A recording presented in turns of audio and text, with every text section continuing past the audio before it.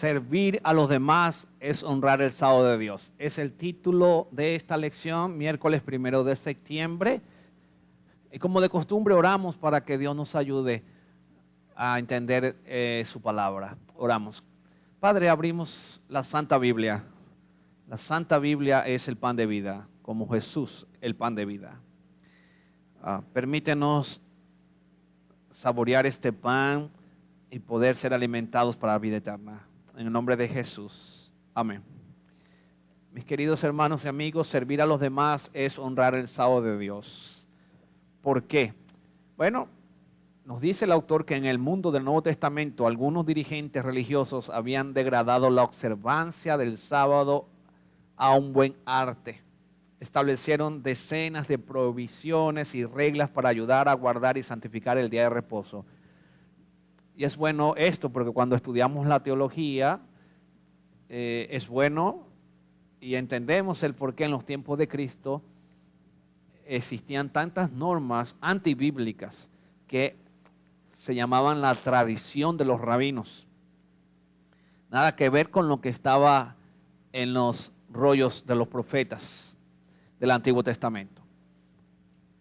Hoy muchas personas se confunden, entonces piensan que no se debe guardar el sábado por causa de los judíos. No tenemos que ver el mal ejemplo que dieron los judíos. Tenemos que ver es el buen ejemplo que dio Jesucristo, el verdadero israelita. Ese es nuestro ejemplo. Y Él vino para enseñarnos a guardar el sábado, no a quitar el sábado, ni establecer el domingo en lugar de sábado, no. Jesús vino para enseñarnos cómo debemos guardar la ley de Dios, inclusive el sábado. Esto incluía la provisión de atar o desatar. O sea, los judíos ya habían inventado que si tú atabas o desatabas un animal era pecado en día sábado. Separar dos hilos, imagínate, era pecado en día sábado. Extinguir un incendio, pecado. Transportar un objeto entre un ámbito privado y el dominio público era pecado. Transportar algo por más de una distancia específica en el ámbito público ya era pecado. Eso no está en la Biblia. Fueron decenas de prohibiciones y reglas que colocaron los maestros judíos para tratar de que las personas guardaran el sábado, pero nada que ver con lo que ya Dios ha dicho en la Biblia. Por eso Jesús tuvo que venir a este mundo, no solamente para salvarnos. Jesús también vino para que el ser humano pueda observar el carácter de Dios el Padre a través de su Hijo. Jesús dijo, el que me ve a mí ha visto al Padre. Pero también Jesús vino para enseñarnos a nosotros cómo guardamos el sábado. ¿Qué acusación se presenta contra Jesús en San Juan capítulo 5, versículo 7 al 16? Vamos a leer. San Juan capítulo 5, versículo número 7 al 16. Dice así la palabra de Dios. Señor, le respondió el enfermo, no tengo quien me meta en el estanque cuando se agita el agua, y entre tanto que yo voy, otro desciende antes que yo. Jesús le dijo, levántate, toma tu lecho y anda. Al instante aquel hombre fue sanado y tomó su lecho y anduvo, y era día sábado, día de reposo aquel día. ¿Okay? Mi Biblia dice que el asterisco dice aquí equivale a sábado. Si en tu Biblia no dice día sábado, debe decir día de reposo y debe tener un asterisco que explica aquí equivale a sábado. O sea, era el día sábado, día de reposo, día sábado. Versículo número 10. Entonces los judíos dijeron a aquel que había sido sanado, es día de reposo, no te es lícito llevar tu lecho. Nótese que los judíos, en vez de estar contentos porque este hombre ahora había sido sanado de una enfermedad terrible, y no recordar que Moisés le había dado a ellos el mandamiento de guardar el sábado en honor de la liberación del pecado. Y ahora el Hijo de Dios viene para liberar a esta persona de la esclavitud del pecado en primer lugar, y también de la esclavitud física, porque Jesús sana por dentro y sana por fuera. Bendito sea Dios. Versículo 11. Él respondió, el que me sanó, él mismo me dijo, toma tu lecho y anda. Entonces le preguntaron, pero ¿quién te ha sanado? ¿Quién es el que te dijo, toma tu lecho y anda? Y el que había sido sanado no sabía quién fuese, porque Jesús se había apartado de la gente que estaba en aquel lugar. Después le halló Jesús en el templo y le dijo, mira, has sido sanado, no peques más para que no te venga alguna cosa peor. Ve lo que dice la Biblia, que Jesús lo sanó también del corazón. Este hombre estaba alejado de Dios. Este hombre vivía en pecado, su mente destruida. El pecado se estaba enseñoreando de él. Él estaba siendo esclavo del pecado. Jesús con el milagro lo libera, no solamente físicamente, sino espiritualmente. Este hombre ahora se conecta con Dios y arregla su vida espiritual con Dios. Y es sanado también, recibe esa doble bendición. Y Jesús le dice, sabes, no vuelvas otra vez a permitir que el pecado te domine. Versículo 15. El hombre se fue y dio aviso a los judíos que Jesús era el que le había sanado. Y por esta causa los judíos perseguían a Jesús y procuraban matarle, porque hacía estas cosas en el día de sábado. Versículo 17. Jesús le respondió, mi Padre hasta ahora trabaja y yo trabajo. ¿Qué es lo que nos enseña la Biblia, hermanos queridos? Estos dirigentes ignoraban por completo el maravilloso milagro que Jesús había realizado a un hombre que tenía una enfermedad. Lo había liberado de esa enfermedad. Estaban obsesionados con que el hombre sanado cargaba su cama en público en día sábado. O sea que para ellos lo más importante era que este hombre tenía que seguir enfermo y que no debía cargar en día sábado la cama que él tenía, que era su lecho. Y Jesús le dice, ¿sabes? Levántate de ahí, toma tu lecho y ve a tu casa. Lógicamente que su lecho, la camita que tenía ahí, bueno, quizás era lo único que tenía. Se la llevó a su casa porque quizás en su casa no tenía otra, era la única que usaba.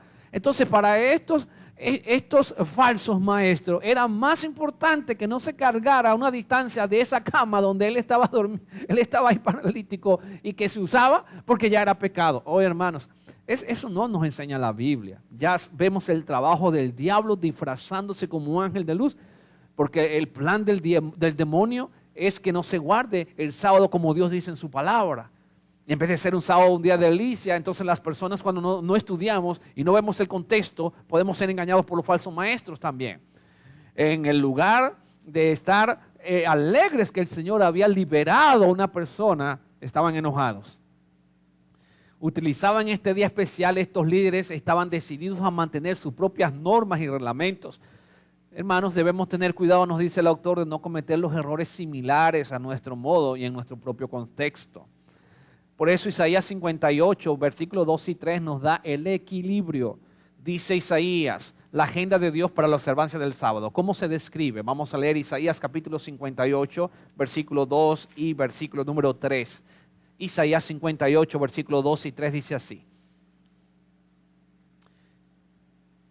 Que me buscan cada día y quieren saber mis caminos, y como gente que hubiese hecho justicia y que no hubiese dejado la ley de su Dios, me piden justos juicios y quieren acercarse a Dios.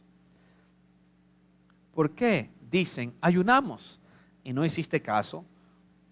Nos humillamos nuestras almas y no te diste por entendido.